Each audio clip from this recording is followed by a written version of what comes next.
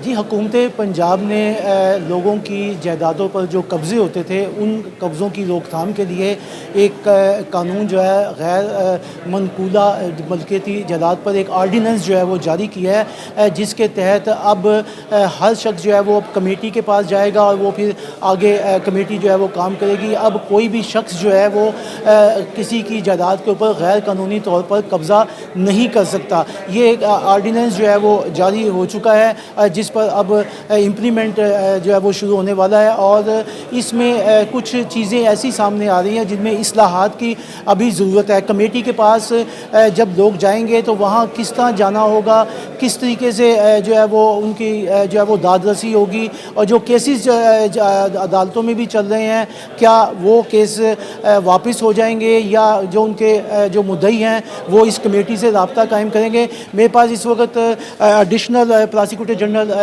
साबिक जो है सईद अहमद शेख यहाँ पर मौजूद हैं। उनसे इस हवाले से बात करते हैं कि इस्लाहात के हवाले से उनके पास क्या राय जो है वो मौजूद है। सही साहब, आप ये बताइएगा कि जो इस्लाहात इसमें चाहिए अभी जो कमेटी के पास है, क्या खामियाँ हैं जो आप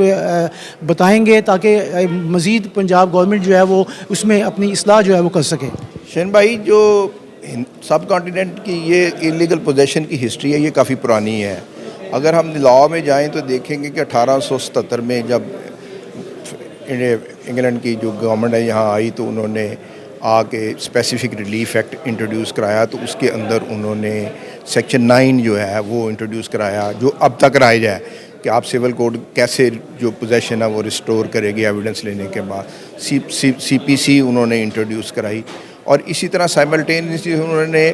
जो है CRPC और ताज़ीरात पाकिस्तान इंट्रोड्यूस कराई। ताज़ीरात पाकिस्तान के अंदर अगर कोई बंदा इलीगल ट्रेसपास करता है, किसी की प्रॉपर्टी के अंदर कब्ज़ा करता है, उसके अंदर रहता है, तो उसके अंदर कौन से ऑफेंसेस होंगे, वो FIR दर्ज हो जाती है और उसके बाद जो है वो जो मजिस्ट्रेट है वो 522 और 522A के तहत जो वो पोजेशन है वो बंदे को सज़ा देता है और वो पोजेशन भी रिस्टोर करता है। ये लॉ पहले से मौजूद है। इसके बावजूद जब ये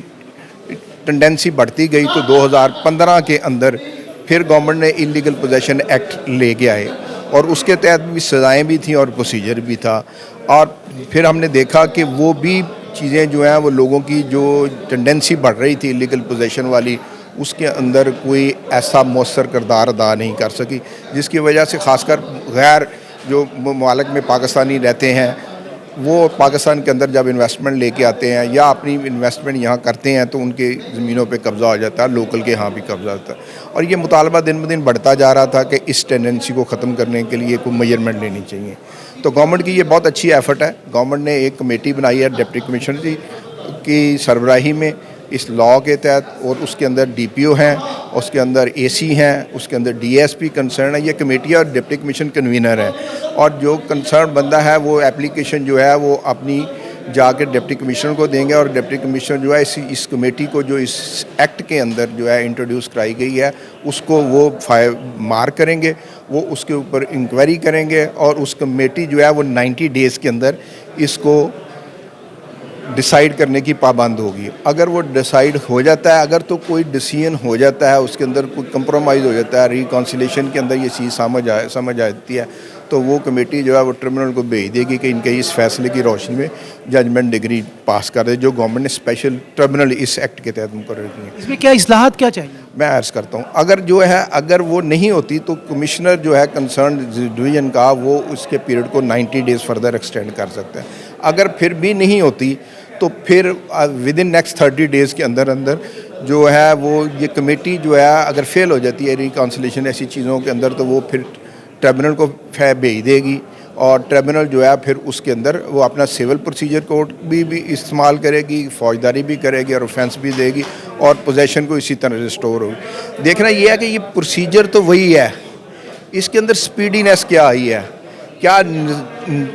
उनके पास जो कमेटी है क्वर्सन मैयर तो लिखे हुए हैं, वो कौन से क्वर्सन नहीं है। तो इसको गवर्नमेंट को एक तो फौरी तौर के अंदर 2 काम करने पड़ेंगे। एक तो देखना पड़ेगा, डेटा कलेक्ट करना पड़ेगा कि हर ज़िले के अंदर पेंडेंसी कितनी है और क्या वो पेंडेंसी जो है वो इस अकेली कमेटी के पास लाहौर के अंदर फ़र्ज़ एक ही कमेटी है और कमेटी उसके अंदर एसपी के साथ बदलती है, तो क्या वो ये सारी लिटिगेशन जो सिविल कोर्ट्स और एडिशनल डिस्ट्रिक्ट एंड सेशन जज जो लीगल पोजेशन एक्ट 2005 के तहत ये सारी पहले ही कार्रवाइयाँ कर रहे हैं कि अगर वो पहली डिस्पोजल अच्छे रिजल्ट नहीं दे सके तो क्या ये कमेटी 90 डेज़ के अंदर कोई अच्छा रिजल्ट दे सकेगी?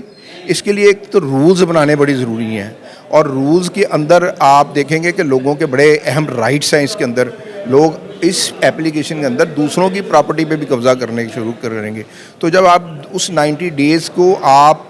जो उसने पहले दिन जाके किसी सिविल कोर्ट के अंदर स्टे लेना है किसी एंड से भी, अग्रीड पर्सन भी तो हो सकता है ना, ज़रूरी नहीं हर मरता, तो क्या उसके 90 डेज़ तो ज़ाया नहीं होंगे? और इसका स्पीड अप करने का प्रोसीजर क्या, तो गवर्नमेंट को रूल्स फौरी तौर पे इंट्रोड्यूस कराने चाहिए। इसी तरह जो ट्रिब्यूनल है उसके रूल्स इंट्रोड्यूस कराने चाहिए ताकि लोगों के दरमियान जो दिमाग के अंदर काम के स्टार्ट होने से क्लैरिटी की एम्बिग्विटी है वो दूर होनी चाहिए। ये बड़ा अहम सवाल है इसके अंदर। और दूसरा यह है इसके अंदर जो है वो सेक्शन देने चाहिए थे ताज़ीरात पाकिस्तान के। इसके अंदर चूँकि एक इंडिपेंडेंट सेक्शन दे दिया और उसकी 10 साल सज़ा भी दे दी है, बहुत अच्छी बात है, लेकिन मेरे हिसाब से थोड़े से रूल्स भी साथ फौरी तौर पे इंट्रोड्यूस कराने चाहिए और डेटे को कलेक्ट करते हुए उसके मुताबिक कोर्ट्स की इस्टेब्लिशमेंट करनी चाहिए। Thank you. जी, आपने सईद अहमद शेख जो है उनकी गुफ्तगू सुनी, उनका कहना यह है कि पंजाब गवर्नमेंट का ये जो आर्डीनेंस आया है ये बहुत बेहतर है, लोगों के लिए बेहतर है, लेकिन इसमें कुछ इस्लाहात की ज़रूरत है। इनमें शिकें जो है वो बनानी चाहिए ताकि पता लग सके लोगों को कि किस तरीके से उन्होंने कमेटी के पास जाना है और कमेटी ने आगे किस तरीके से केसों की इंक्वायरी जो है वो मुकम्मल करनी है।